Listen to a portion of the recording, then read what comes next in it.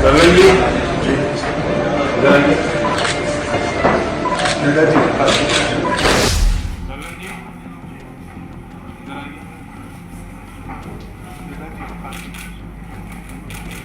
कि ललन जी इधर आइए से कई मैसेज निकलते हैं। जो दो महत्वपूर्ण मैसेज थे उसका संदर्भ मैंने आपको समझा दिया।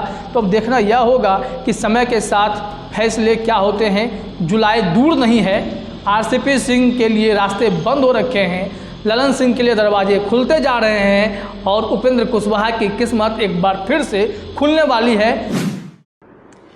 नमस्ते, मैं हूँ रंजीत झा और आप देख रहे हैं ट्रस्ट न्यूज।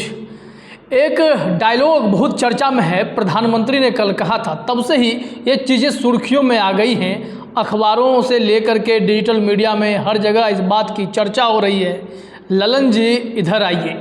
ये प्रधानमंत्री ने उस वक्त इस लाइन का उपयोग किया जब द्रौपदी मुर्मू जो एनडीए की राष्ट्रपति उम्मीदवार बनी हैं, उनका नामांकन चल रहा था।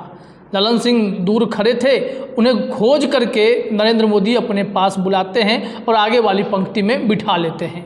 इसके बाद से चर्चा यह है कि ललन सिंह का केंद्रीय स्तर पर कद बढ़ चला है। अब उनके कद बढ़ने के अलग अलग सियासी मायने निकाले जा रहे हैं। ऐसा लग रहा है कि ललन सिंह की पूछ दिल्ली में और बढ़ने वाली है और घटेगी किनकी, जिनकी लगातार घटती आ रही है। यानी आरसीपी सिंह की पूछ तो ऐसे भी घटती आ रही है कि ऐसा माना जा रहा था कि एक उम्मीद दिखाई पड़ रही थी कि हो सकता है जुलाई में अगर कार्यकाल आरसीपी सिंह का खत्म होता है तो उस वक्त प्रधानमंत्री के पास विशेषाधिकार है। फिर अगर राज्यसभा में राष्ट्रपति कोटे से कोई उम्मीद अगर बंधती है तो वहाँ पर आरसीपी सिंह की एंट्री हो सकती थी। लेकिन कल की जो पंक्तियाँ प्रधानमंत्री की हैं, ललन सिंह के लिए इतना ख्याल, इतनी फिक्र, यह बता रही हैं कि ललन सिंह का कद तो बढ़ा है और आने वाले समय में केंद्रीय मंत्रिमंडल में अगर कोई जगह लेने जा रहा है तो वो ललन सिंह ही लेंगे। मतलब चीज़ें स्पष्ट हैं और शायद प्रधानमंत्री कोई चीज़ अगर बोलते हैं तो उसके कई मैसेज भी होते हैं। एक मैसेज तो यह है जिस पर हम आगे चर्चा करेंगे, क्योंकि कल हमने एक और एंगल पे वीडियो बताया था आपको कि प्रधानमंत्री के इस लाइन का क्या मतलब है, ललन जी इधर आइए, मेरे बगल में बैठिए। मतलब साफ है कि बिहार एनडीए में भी चीज़ें ठीक नहीं चल रही हैं। क्षेत्रीय स्तर पर देखा जा रहा है कि बीजेपी के प्रदेश अध्यक्ष और जदयू के बड़े नेताओं के बीच में खूब छींटाकशी चल रही है। रोज़ बयानबाजी, वार पलटवार का दौर आपको दिखाई पड़ जाएगा। उपेंद्र कुशवाहा बोलते नजर आते हैं, नीरज कुमार बोलते नजर आते हैं, उधर से संजय जायसवाल अकेले ही मोर्चा संभालते हैं और कभी कभी उनके और फायर ब्रांड नेता हरिभूषण बाचौल और समेत कई कुछ नेता हैं जो इस तरह की प्रतिक्रिया दे करके यह बताने की कोशिश करते हैं कि बिहार एनडीए में कद की लड़ाई लगातार जारी है, छोटे भाई बड़े भाई की जंग जारी है। इसमें इस लड़ाई को एक अलग मध्यस्थता करते हैं जदयू के ही वरिष्ठ नेता नीतीश कुमार के करीबी विजेंद्र यादव। वह कहते हैं कि गठबंधन है, गुलामी नहीं है, शादी जैसी स्थिति है, पति पत्नी की तरह है, तो एक दूसरे पर बोलने प्रतिक्रिया देने का अधिकार है, बोलते हैं, कोई बड़ी बात नहीं है। और यह सब लोग समझ नहीं पाते हैं। मीडिया में इसकी जब बातें बनती हैं तो एक बातें और चलाई जाती हैं जो सीधे प्रधानमंत्री के स्तर से पहल होती है। अब बड़ी बात यह है कि प्रधानमंत्री के स्तर से पहल किए जाने का मतलब है कि कहीं ना कहीं भाजपा भी यह चाहती है कि यह गठबंधन 2025 तक कम से कम तो बिहार में चले, यानी आने वाले विधानसभा चुनाव के लिए। क्योंकि भाजपा को भी इस बात का अंदाज़ा है कि आप साजिश के तहत ही सही, चिराग पासवान को ही इस्तेमाल करके ही सही 2020 में आपने नीतीश कुमार को कमज़ोर तो किया, लेकिन नीतीश कुमार अभी भी उतने कमज़ोर नहीं हुए हैं, क्योंकि बीच बीच में नीतीश कुमार अपने फैसले से चौंकाते रहते हैं। उन्होंने कई ऐसे जातिगत जनगणना पर उनके फैसले, उनके स्टैंड बिल्कुल ही अलग थे भाजपा से, और उन्होंने भाजपा को मजबूर किया कि हम राज्य स्तर पर अपने खर्च पर कराएंगे तो आपको साथ देना ही पड़ेगा। वो हुआ। उसके बाद अमित शाह को लेकर के कोई प्रतिक्रिया आई थी जिस पर नीतीश कुमार ने कहा कि हम, या कोई और जो अमित शाह के नाम पर लेकर के उन्होंने कहा कि अमित शाह इतिहास थोड़ी ना बदल देंगे। तो समय समय पर नीतीश कुमार स्टैंड लेते हैं और फिर जब अग्निपथ योजना आई तो जदयू का स्टैंड बिल्कुल भाजपा से अलग था।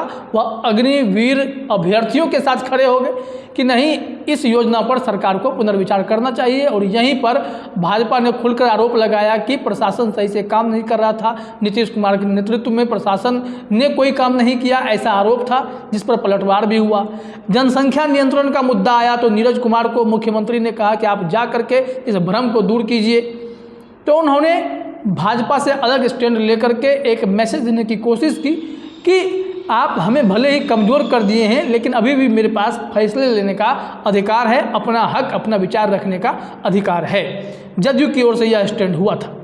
और इसके बाद ही चीज़ें आपको देखने लगी हैं कि केंद्र स्तर पर जब प्रधानमंत्री ने ललन सिंह को खोज करके बुलाया, लोग कह सकते हैं कि जदयू को प्रस्तावक बनाया गया था, तमाम सारी बातें थी, लेकिन वहाँ पर याद करके स्पेशली नोटिस कराने का मतलब यह है कि ललन सिंह का कद बढ़ गया है। बिहार में जदयू की भूमिका अभी भी मजबूत रहेगी और समय समय पर जिस हिसाब से नीतीश कुमार टॉनिक देते रहते हैं, वही टॉनिक जो है आगे भी काम कर रहा है। और देखा जा रहा है कि केंद्रीय स्तर पर जो पहल हुई है, पहल यही कह रही है कि बिहार में यह गठबंधन चलेगा और ललन सिंह के लिए अच्छा मैसेज है। तो उसके साथ ही एक खबर निकल करके आती है कि बिहार में फिर जदयू कौन से अलग फैसले लेगा पार्टी के अंदर की बात। एक बात इसमें मैं और जोड़ देता हूँ ताकि संदर्भ मिल जाए। जैसे कि सिर्फ प्रधानमंत्री के तरफ से ही नहीं, नीतीश कुमार ने भी आगे से नोटिफिकेशन जारी करके चीज़ों को समझा दिया कि किस तरह प्रधानमंत्री ने उन्हें फ़ोन किया, बातचीत की और हमने उन्हें कहा कि हम आपके साथ खड़े हैं द्रौपदी मुर्मू के स्टैंड पर। तो यहाँ से चीज़ें धीरे धीरे आपको लग रही है कि गठबंधन को दुरुस्त करने की कोशिश हो रही है। जब गठबंधन दुरुस्त होगा तो दिल्ली में भी इसका असर होना चाहिए। दिल्ली में असर यह होगा कि ललन सिंह को मंत्री बनाया जा सकता है। आरसीपी सिंह जो लगातार एक अलग रास्ता अपनाए हुए थे, धर्म का मार्ग, बाबाओं का मार्ग, कि उस मार्ग से अगर संघ तक हमारी बात पहुंचती है तो संघ सीधे प्रधानमंत्री तक हमारी बात पहुंचा देगा कि हम आपकी सेवा के लिए नतमस्तक हैं, आप हमें जो है राष्ट्रपति कोटे से ही सही किसी न किसी तरीके से हमें राज्यसभा भेज दीजिए ताकि मैं इस्पात मंत्री कम से कम बना रहूँ। लेकिन स्थिति ऐसी नहीं है। ललन सिंह ने भी स्पष्ट मैसेज दे दिया कि पूछ तो हमारी हो रही है और पहले भी केंद्रीय मंत्री अगर बनने की बात थी तो मुझे ही बनना था, क्योंकि आप जदयू में राष्ट्रीय अध्यक्ष थे। और जदयू का जो एक नियम है, एक व्यक्ति एक पद, और मजबूरी जब होती है तो कुछ समय तक लोग दो दो पद संभालते हैं। लेकिन वैसे अमूमन एक व्यक्ति एक पद की परंपरा को आगे ले जाने की बात हो रही है। तो इसमें उस वक्त यह हुआ था कि आरसीपी सिंह ने अपने मन से अपना ही नाम आगे किया, चूँकि राष्ट्रीय अध्यक्ष थे तो फैसले लेने का अधिकार था और उन्होंने मुख्यमंत्री की बात भी नहीं मानी। मौका जब हाथ आया, कार्यकाल समाप्त होने को आया, तो ललन सिंह ने अपने दांव चले और नीतीश कुमार पर प्रेशर बनाया और दोनों ने मिलकर जब फैसला लिया कि आपने जो उस वक्त फैसले लिए वो हमें पसंद नहीं थे, तो अब आप राज्यसभा भी नहीं जाएंगे, आपको जदयू ने बहुत मौका दिया। यानी आरसीपी सिंह का पत्ता तो कट गया। अब बिहार में उनकी भूमिका कुछ रह जाएगी कि नहीं रह जाएगी, चूँकि अभी बूथ लेवल पर ही वो रह गए हैं, इसके अलावा उनकी कोई भूमिका और जदयू में अभी है नहीं। तो फिर क्या करेंगे इसके बाद, जुलाई के बाद? मान लीजिए ललन सिंह केंद्रीय मंत्री बनते हैं तो बिहार में जदयू के लिए जो अब नई भूमिका तय होगी, जदयू का राष्ट्रीय अध्यक्ष कौन होगा? जाहिर तौर पर अगर वह केंद्रीय मंत्री ललन सिंह बन जाते हैं तो राष्ट्रीय अध्यक्ष की कुर्सी कुछ समय के बाद वो खाली कर देंगे। कुछ समय के बाद जब खाली हो जाएगा तो फिर ये जिम्मेदारी किसको मिलेगी, ये बड़ा सवाल होगा। क्या नीतीश कुमार फिर से संकट मोचक की तरह यह जिम्मेदारी अपने ऊपर ले लेंगे कि चलो हम ही संभालते हैं? क्योंकि नीतीश कुमार ने स्वेच्छा से यह पद आरसीपी सिंह के उस वक्त हवाले किया था, क्योंकि उन्हें लगा था कि आरसीपी सिंह गठबंधन स्तर पे खूब काम कर रहे हैं, बूथ लेवल पे काम कर रहे हैं, कार्यकर्ताओं के बीच पकड़ हो रखी है, तो ऐसे में उनको आगे किया जाए।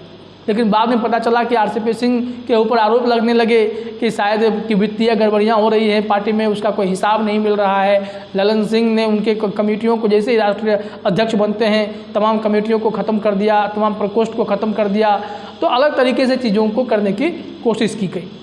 अब देखना यह है कि आरसीपी सिंह का जो वहाँ से पत्ता सब कुछ कट जाएगा तो क्या कोई गुंजाइश है कि आरसीपी सिंह यहाँ पर राष्ट्रीय अध्यक्ष बनने की ओर फिर से आगे आए? लेकिन मुश्किल लगती है, बातें मुश्किलों में है। तो यहाँ पर दो ही बातें होंगी। जो नीतीश कुमार के करीबी नाम हैं उसी में से किसी को जिम्मेदारी दी जा सकती है। अब जैसे कि एक नाम आता है कि किसको साधा जाए। क्या जिस तरह से ललन सिंह राष्ट्रीय अध्यक्ष रहे तो क्या अब वो रहेंगे, वो तो नहीं रहेंगे, तो फिर उपेंद्र कुशवाहा का नाम दिखता है कि क्या उपेंद्र कुशवाहा को जिम्मेदारी दी जा सकती है। फिर सवाल यह भी है, वो एमएलसी भी हैं और जदयू में संसदीय बोर्ड के अध्यक्ष भी हैं। और बात करते हैं दूसरे करीबी की, अशोक चौधरी की। एक है विजय चौधरी, लेकिन अशोक चौधरी की बात करें तो यह भी नीतीश कुमार के इर्द गिर्द रहने वालों में से हैं और अशोक चौधरी तो मंत्री भी हैं। अब कन्फ्यूजन यह है कि क्या एक व्यक्ति एक पद के लिए कौन किस चीज़ की कुर्बानी दे देगा। अगर नीतीश कुमार मुख्यमंत्री रहते हुए उन पदों को संभाल सकते हैं तो क्या उपेंद्र कुशवाहा को यह पद दिया जा सकता है। संसदीय बोर्ड के अध्यक्ष की जिम्मेदारी किसी और को दे करके फिर क्या उपेंद्र कुशवाहा को पार्टी का राष्ट्रीय अध्यक्ष बनाया जा सकता है। क्या रास्ता बिल्कुल साफ है। अगर आरसीपी सिंह की दखलंदाजी या उनके लौटने की संभावना, जदयू अभी तो है जदयू में, लेकिन जदयू में जो उनका कद है, उनके कद के हिसाब से राष्ट्रीय अध्यक्ष के अलावा उनके पास कोई विकल्प बचता नहीं है। लेकिन ललन सिंह के रहते या फिर नीतीश कुमार की नाराज़गी को देखते हुए यह लगता है कि ऐसी परिस्थिति आने वाली तो नहीं है।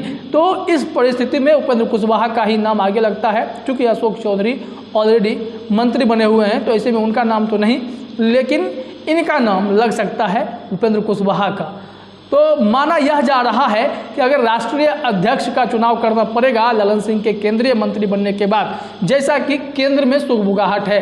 मैंने उस लाइन के दो मैसेज निकाले, दो एंगल आपको समझाए। एक कि जदयू भाजपा में, बिहार एनडीए में कुछ भी खटपट हो, केंद्र के स्तर पर जब तक कोई फैसला नहीं होगा तब तक बिहार में कोई अलग से फैसला नहीं हो सकता है। तो बखूबी बात स्पष्ट है कि केंद्र के ऊपर से यही कोशिश है कि सौहार्द बना रहे, जदयू और भाजपा का रिश्ता गठबंधन चलता रहे और इसमें लाख कोई बयानबाजी कर ले, जब तक केंद्रीय नेतृत्व नहीं चाहेगा, यहाँ पर कोई फैसला नहीं होने जा रहा है, तो नीतीश कुमार आगे मुख्यमंत्री रहेंगे और जदयू का भविष्य अगर सुरक्षित है तो फिर ललन सिंह केंद्रीय मंत्री बन जाएंगे, क्योंकि नीतीश कुमार उन्हें बहुत अच्छे से याद भी कर रहे हैं। इसके नीतीश कुमार के साथ साथ प्रधानमंत्री ने उन्हें जिस हिसाब से दिल्ली में भाव दिया है, वजन दिया है, वो भी जो है बहुत अच्छे संकेत हैं। तो केंद्रीय मंत्री बनने का रास्ता साफ है। लेकिन बिहार में राष्ट्रीय अध्यक्ष की बात करें, जदयू से कौन बनेगा, तो बिहार के सियासत में बदलाव होंगे, जदयू में बदलाव अगर होगा तो फिर उपेंद्र कुशवाहा को ही जिम्मेदारी दी जाने की पूरी संभावना दिखाई पड़ती है। तो ये कहने का मतलब यह है कि ललन जी इधर आइए से कई मैसेज निकलते हैं। जो दो महत्वपूर्ण मैसेज थे उसका संदर्भ मैंने आपको समझा दिया। तो अब देखना यह होगा कि समय के साथ फैसले क्या होते हैं। जुलाई दूर नहीं है, आरसीपी सिंह के लिए रास्ते बंद हो रखे हैं, ललन सिंह के लिए दरवाजे खुलते जा रहे हैं और उपेंद्र कुशवाहा की किस्मत एक बार फिर से खुलने वाली है। और सारा कुछ सेंट्रल पॉलिटिक्स नीतीश कुमार देख रहे हैं, फैसला तो उन्हीं को करना है। फिलहाल इस चर्चा में इतना ही। आप सभी का हमसे जुड़ने के लिए बहुत बहुत धन्यवाद।